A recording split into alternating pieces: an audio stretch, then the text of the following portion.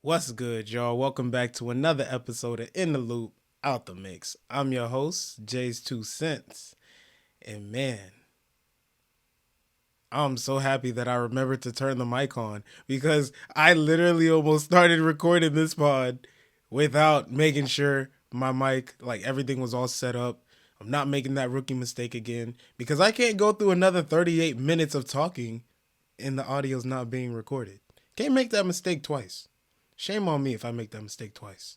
Anyway, today we're talking about dealing with addiction. Now, I didn't know how I wanted to approach the topic because, well, I don't know. Mainly because in my feed, when I go online, I don't really see people getting vulnerable and talking about the things that they've been through and sharing like their wisdom on to the next person on how to get through things of this nature. But then I remembered, as random as this may sound, the Kendrick Lamar album, Mr. Morale and the Big Steppers, and how a theme in the album was how whenever he would have tap dancing on certain songs, on the first half of the album, it represented like tap dancing around the subject matter of what he really wanted to touch on. And on the second half of the album, it just represented him being like very straightforward and just touching directly on what it is he wanted to touch on. And honestly, y'all, I don't want to get up here and tap dance around the situation. So we're just gonna be straightforward. In all honesty, there was a point in time where I don't want to say look down on people who had an addiction or was fighting something that they couldn't like get a hold on until I went through it myself. And it made me think of this quote by Samuel Johnson, and it goes like, the chains of habit are generally too weak to be felt until they're too strong to be broken. I remember this speech that I gave on addiction. Crazy, I know, right? I gave a speech on addiction. It was my second speech class, and I basically spoke on the theme of that quote, how it's easy to think less of somebody who is battling something that they can't seem to beat until you like look into the science that causes addiction. Like, I'm not gonna go too deep on the tangent because this is not a yap session. Although I probably will spin back on this topic later in the future and do a yap session on it and really go in depth on how certain things that I've dealt with affected me and things that I wish I like would have known beforehand. But we're just gonna hop straight into the points. That's enough yapping, okay? We're gonna hop straight into it. Before I go any deeper, I must remind y'all, I'm just a guy with an opinion, okay? I'm no doctor, therapist, psychiatrist, anything of the sort. Just a guy who's been through some stuff and is trying to share his experiences with the next person. If you can relate, hey, I'm glad I can help. If not, oh well, you can keep it moving. Back to what we were talking about. So, for the first step, point, whatever you want to call it, of getting over an addiction, it would be acceptance. The first step to solving a problem that you have, overcoming an obstacle that you're facing, is to admit that you have a problem. It's to admit and accept that there's something that you need to overcome. Because if not, you can fall into this dangerous game of, I'm not addicted. I don't have a problem. I just use it here and there. I just dabble in it every once in a while, but I got control over it. And that's a dangerous game because if you remember the quote that I literally started off with, the chains of habit are generally too weak to be felt until they're too strong to be broken. It's so easy to think, oh, I have control over this thing. It doesn't have control over me. So you use it every once in a while. And then every once in a while turns into every few nights. Every few nights quickly goes into every single day. And next thing you know, you're doing or using whatever this thing is over and over and over again. And it has you hooked. It has you hooked. And addiction basically happens because your body becomes convinced that it needs whatever it is that you're doing, whatever substance you're using, whatever, for survival. After you use it enough times, it becomes adapted to this thing until the point where it needs it to function normally. And this is something that I felt firsthand because I used to smoke a lot of weed. Like a lot of weed, yo. A lot. It started off very innocent. Like I had one of those little 1 gram carts, and those 1 gram carts would last me like 2 weeks, 3 weeks, sometimes. And over time, as I began to lean on it as a crutch and running to it whenever I felt I needed comfort, because that's how like I felt whenever I used it, I felt comfortable, relaxed. It very quickly went from those little 1 gram carts lasting me 2 weeks, 3 weeks to 2, 3 days. Well, not very quickly. That's a little cap. But after a few months, it went from my tolerance being very low to, like I said, I needed the thing to function. And part of the reason why we get stuck in this cycle, why we can't take that first step of admitting we have a problem, is because, in a way, when we admit that we have a problem, when we admit that we're addicted to something, it can make ourselves feel weak, especially as it relates to our ego. If you remember that episode I did on ego, if you didn't, you should probably go check it out. But it can be challenging to admit that we have a problem, that we're addicted to something, because of the way that we see ourselves, because we think so highly of ourselves. And if we're addicted, then what does that say about us? We need whatever it is, fill in the blank, to survive. We need this thing to function. No way. We're better than that. Like, surely we're stronger than that, right? We don't need this. That's the story we tell ourselves when we fail to accept the reality of the situation. If you know that you're dealing with something and you can't look in the mirror and own up to it, you're going to continue on this seesaw of, I'm okay, to, damn, like, I really got to get a hold on this. At least that's what I went through. This kind of reminds me of this Dr. K video where he basically said there's a reason why Alcoholics Anonymous meetings start with, "Hi, I'm Jay. I'm just using my name for example. I'm an alcoholic." And it's because by starting off with, "I'm an alcoholic," it clearly demonstrates that there's something that you're there for. You're there because you have a problem. And it just goes back to accepting the reality of the situation. And that's another thing. Having an addiction, having a problem that you seem to struggle with shaking, doesn't make you weak. Admitting that you have a problem, admitting that you might need help, doesn't make you weak. And that's where my mind really screwed me, because I could see the negative effects that smoking so much was having on my life, the negative effects that it was having on my drive to just get things done, to stay on top of my responsibilities. The way that it started to make me not as present with the people around me, and how it started ruining my relationships, which was also another factor in why I was such a horrible boyfriend in my first relationship. I could clearly see the negative effects that it was having. And I still didn't want to admit that I had a problem, that I might need some help, because of the ways that I was traumatized in my childhood. Like I said, having an addiction to any substance or anything, it doesn't make any of us weak. Rather, it just means that we're lacking in the healthy coping skills that we should have been taught when we were younger. So that's where acceptance plays its role.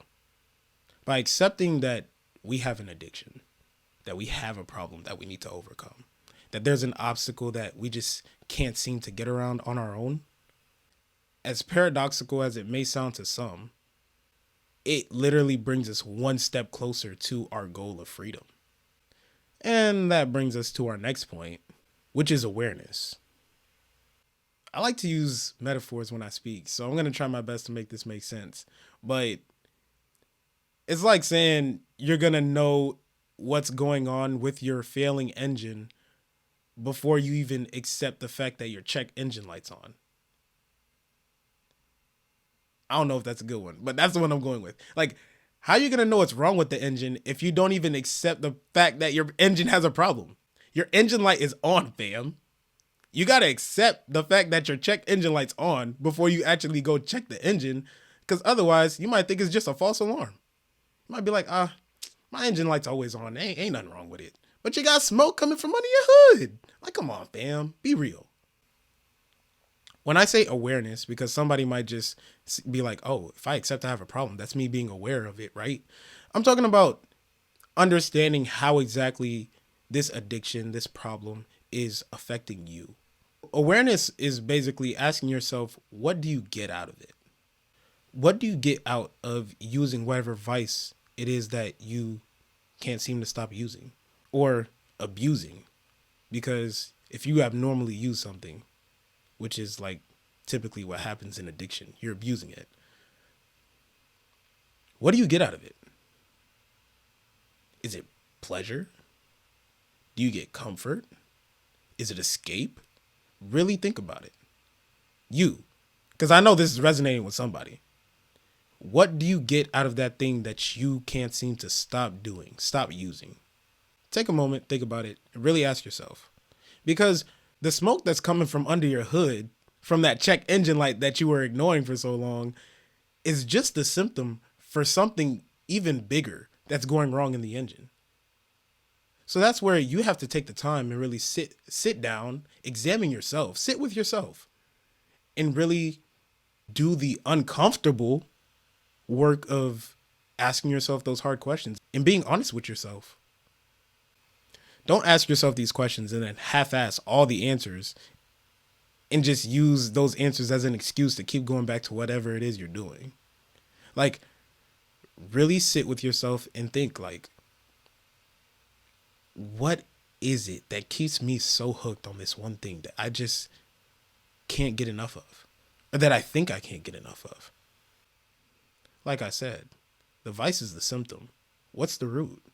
What is it that you feel you need to escape so badly from that you keep going back to this thing that has you hooked? What is it that has you so stressed that you feel like the only way you can relax is by using or doing fill in the blank?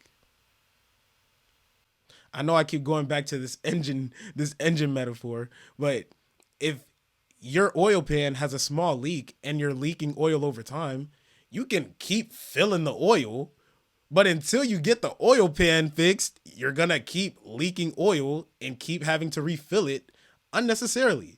So don't be like that. Don't keep going through this cycle of, I'll stop using it for this amount of time. And then the second you get stressed out of your mind again, or the second you feel like you can't bear whatever weight that's on your shoulders, you go running right back to whatever it is you're quitting from. Because that's what happens. It's what happened to me. I'm not saying that this is inherently a bad idea, but there are some people who try to replace their addictions, their bad habits, with good habits. And that might work for a time being, up until the point where it doesn't. I don't want people to misunderstand me, so I'll reword it. If your solution for a bad habit, an addiction, a problem you have, is to find a new habit, a new problem, a better problem, I guess. I'm not sure how people would word that. If that's your solution, rather than dealing with whatever it is that keeps you doing that bad habit in the first place, you're just going to be stuck in this loop. I know I want y'all to be in the loop, but don't be in the loop of addiction, yo. Don't do that. Treat the root. Till you get to the root of whatever it is that's causing you to be stuck, you're going to continue to be stuck. That's what I'm trying to say. I don't want y'all to be stuck, y'all. I won't lie, y'all. I went on a little tangent. I'm not sure where I left off at. But the point I was trying to make is, until you treat the root, the symptoms are going to keep coming back in different forms. And that brings us to the last point. The last way to deal with addiction, in my opinion. And that's confrontation. Facing the problems head on. Facing yourself head on. Oftentimes, that's really what we're running from. Running from ourselves. Or the problems that life piles onto us. There's this saying, I don't know where it's from. I'm pretty sure it's a cliche. But it goes, wherever you go, there you are. So the best way that I could explain what I believe this quote means is like, yo, If you're somebody who has a lot of people problems in one area and you move to another area, until you become self aware, until you realize that the common denominator in all those people problems is you, you're going to move somewhere new and those people problems are magically going to come right with you. In this same way, whenever we do whatever it is that we do, use whatever it is we use to run from these problems that we might have, no matter how high we get or what we do to distract ourselves from whatever it is we're running from, that thing is going to continue to be there. If the reason why you smoke every single day is because you're tired of being lonely and smoking just makes the pain of feeling lonely go away, it's not like you're going to be any less lonely when you're sober again. Take that example and literally change it to whatever substance, whatever it is you do, whatever it is you're running from. Abusing these things doesn't solve the problem. I was working out with my boy Kenny the other day. Shout out to Kenny. He's a real one, bro. He's a real one. Funny ass dude. I can't even lie to y'all. Funny dude. Always has solid advice. We were hitting legs and I finished hitting legs with him. I was telling him how I didn't feel like cooking because at that point I was so tired. I just wanted to go home and just sit down, eat some Chipotle because I was going to go get Chipotle and just call it a night. And then he said, whenever you don't feel like doing something that won't be of any harm to you if you just did it, do it. You'll feel much better afterward. At first, the thought of me going out to buy some food and then stand up after we just hammered legs, yeah, I didn't really like that idea. But I saw the wisdom in what he was saying. I saw the truth in it. So what did I do? I went to Publix, got my rotisserie chicken, I went home, turned on the rice cooker, which is kind of crazy because I was feeling lazy to where I didn't want to go cut up some chicken and turn on the rice cooker. Like, peak laziness, I ain't gonna lie. But I cooked for myself. And what do you know? I felt way better because I didn't spend the $14 I would have spent on the Chipotle bowl. My dinner cost me $7 that night. And it reinforced the idea that I can do things. I can show up for myself, even when I don't want to. Now, I know that was a little random, but the reason why I brought it up is because I had this urge, like out of nowhere, where I just wanted to go cop. Like, I wanted to go cop a cart. That's the urge I had. I wanted to go cop a cart. And crazy enough, as I'm having these urges, my old plug hits me up randomly about a new pack that he got that came in. And that's when I just realized, like, yo, the devil is a lie. He really tempted me right now, dog. But then a few things kicked in that stopped me from doing so. First, there was the reminder from my boy that when you do the hard things that you don't really want to do, you'll feel better afterward. And even though in the moment I really wanted to go cop and smoke, after being free from it for like, I think the last time was like March. I can't remember when. But I think that's a good thing, the fact that I can't remember when the last time was. But after sitting and asking myself, what is it that you hope to get from this? That's when I had the realization, like, I don't need this at all right now, if I'm being completely honest. Because the reason why I even felt the urge is because of how low I felt. And it's funny because I remember in times past, whenever I did feel low, I would smoke and then I would feel high. See what I did there? See what I did there? I would feel high again. And while in the moment that might have sounded like a justified reason, I also remembered the feelings that came with coming down from those highs and how it left me feeling even more low than I felt before I even smoked. And that's when I remembered all of the things that I spoke about in therapy, all of the YouTube mental videos that I would watch that taught me how there are healthier ways to cope with feeling sad and feeling low than copping my next fix. And while I'm not here to push my beliefs on anybody, I try my best to go back to the source of where I really get all my wisdom from. And that's from God, from the Bible. And it reminded me of this Bible verse, Proverbs 14, verse 12, in how it says, there's a way that seems right to a man, but that way ends in death. While in the grand scheme, I believe that verse is mostly talking about how we live our day-to-day lives and where we put our faith. Do we put our faith in the God of the universe, or do we put our faith in ourselves? It can apply to so many different aspects of life. And I remember this verse in particular because in all the times past where I quit and then went back, it was because that way seemed right to me in the moment. There's a way that seems right to a man. But it never ended the way that I thought it would. It never ended with me getting high and feeling the best I ever felt, feeling like everything's okay. Granted, it felt like that for a moment, up until the point where I came down from that high and everything was the same, and I had to deal with everything that I was originally running from and the cravings that my body felt for the substance. That way ends in death. Truthfully, y'all, I am who I am by the grace of God.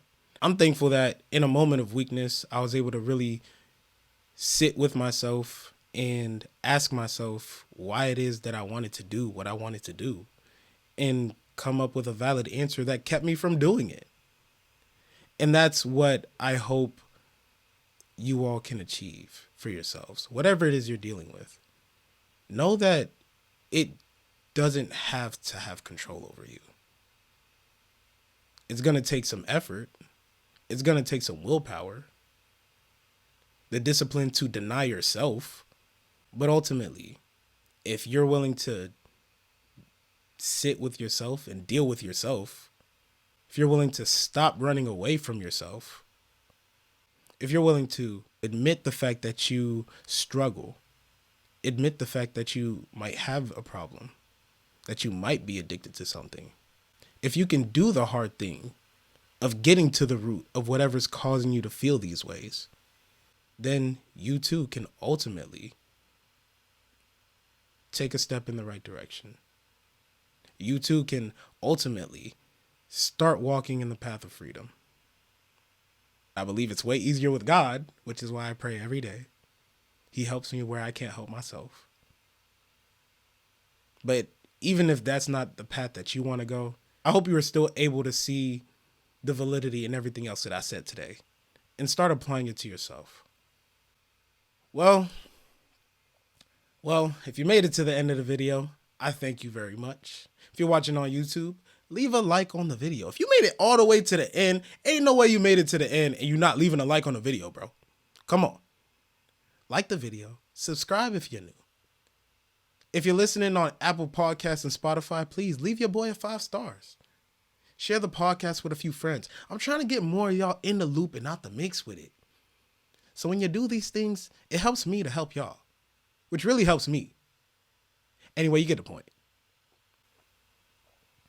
Well, I think that's enough yapping for today, even though it wasn't a yap session per se, rhyming accidentally.